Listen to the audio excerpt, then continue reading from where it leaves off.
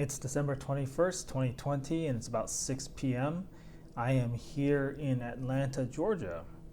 I have never been here before. I think I have passed through the airport one time before as a connection, but this is the first time that I've actually been to the city. Not that I'm here for very long. I just arrived this afternoon and I will be flying out tomorrow night. I'm just here for a robotics course session, training session, I think is probably the better term for it. So, yeah, that's what I'm here for. Just a 1 day robotics training session. I thought I'd do a little vlog about this because this is actually the first time I've traveled since the coronavirus pandemic. It's the first time I've flown for sure. And I was interested in seeing what changes have been implemented as a result. So obviously the airport requires facial coverings, and so you can see that all the passengers there have masks on, which is good. There are also some hand sanitizers, throughout the airport.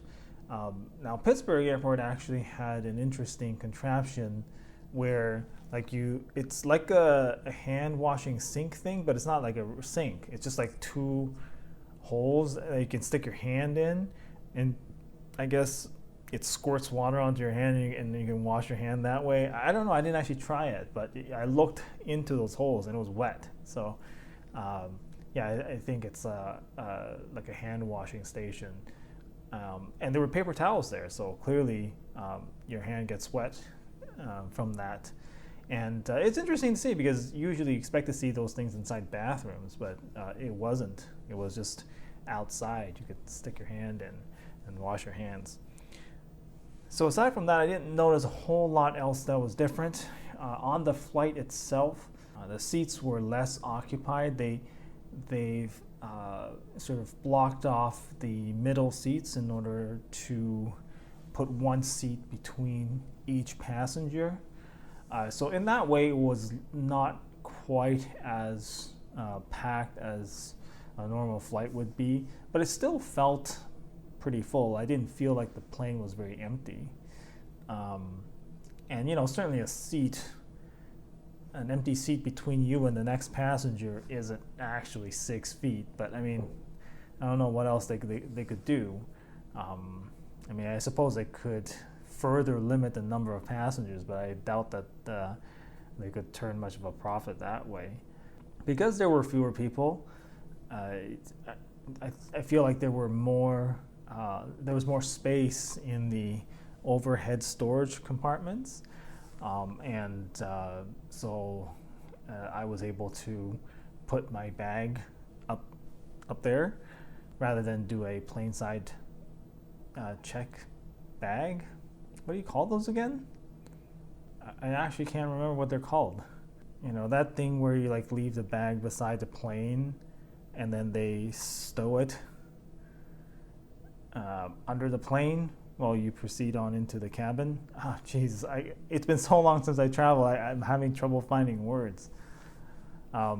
Anyway, the rest of the plane was fine. Oh, they handed me a alcohol wipe when I got onto the plane.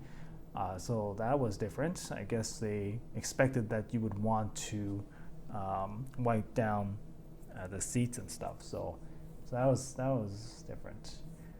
I guess another difference was the beverage and snack service. So they didn't come by and ask what we wanted. They just handed us a bag, prepackaged bag with water and some snacks in there. And there was a small bottle of water in there as well. But that was it. When we landed, I left and got aboard my car and drove to the hotel. Much of that was pretty uneventful. I don't know, my driver had a mask on. He also squirted hand sanitizer on our hands. That's about it. So anyway, I think air travel overall, I would say not terribly different thus far, and doesn't mean I want to travel during these times. I still think it is a risky business to be doing that, but I haven't noticed a huge difference. So anyway, I'm going to leave it at that, and maybe I'll see you in the next one.